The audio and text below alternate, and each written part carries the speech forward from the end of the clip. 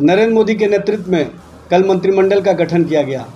उसमें जो सामाजिक समीकरण दिखना चाहिए वो दिखा नहीं। बिहार से 8 मंत्री बनाए, लेकिन एक भी अल्पसंख्यक समाज के नहीं, एक भी राजपूत समाज के नहीं, एक भी कुशवाहा समाज के नहीं, एक भी वैश्य समाज के नहीं। जिस तरह की राजनीति एनडीए के नाम पर की जा रही है, ये सिर्फ और सिर्फ अपने वजूद को बचाने के लिए एनडीए के सारे नेता इकट्ठे हुए हैं। दरअसल विचार को बाजार में खड़ा करने वाली भारतीय जनता पार्टी और कहीं ना कहीं उनके एलाइज इस तरह की राजनीति करके समाज के सभी वर्गों के साथ जो न्याय और जो चेहरा दिखना चाहिए वो दिख नहीं रहा। 71 सदस्यीय केंद्रीय मंत्रिमंडल में एक भी अल्पसंख्यक समाज का चेहरा नहीं होना, 18% आबादी को उपेक्षा का शिकार बनाना कहीं ना कहीं विकास की श्रेणी से भारत को दूर करने का प्रयास है।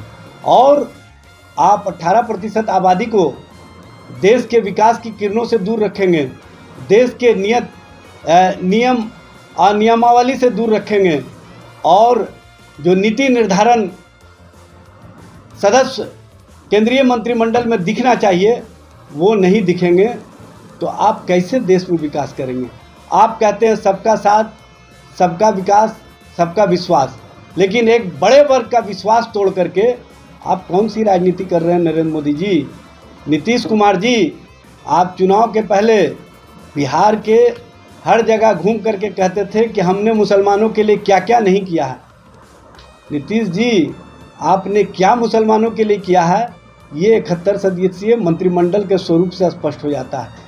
एक भी मुस्लिम चेहरा नहीं, एक भी मुसलमान नहीं, 18% आबादी को उपेक्षा का शिकार बना करके आप कौन सी राजनीति कर रहे हैं?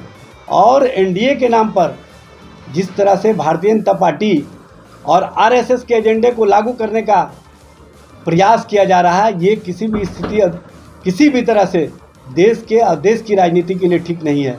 इस पर भारतीय जनता पार्टी एनडीए के नेताओं को जवाब देना चाहिए, और जवाब देश का हर वर्ग मांग रहा है जिसको आपने मंत्रिमंडल से उपेक्षित रखा है। बिहार का हर वर्ग जो अपना चेहरा देखना चाहता था उसमें चेहरा दिखा नहीं।